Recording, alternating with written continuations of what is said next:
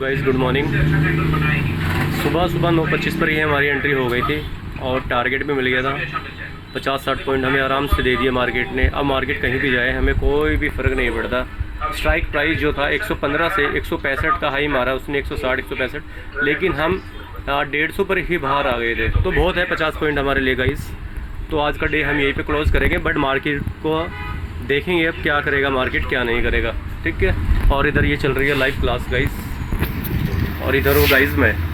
तो गाइस मैं सीखने पर ज़्यादा ध्यान दे रहा हूँ और ये छोटे छोटे प्रॉफिट अभी बुक कर रहा हूँ, फिर बाद में होल्ड किया करेंगे। लेकिन अभी जो मिल रहा है अभी बुक करते रहो, कोई दिक्कत नहीं है। तो ठीक है गाइस, मिलते हैं।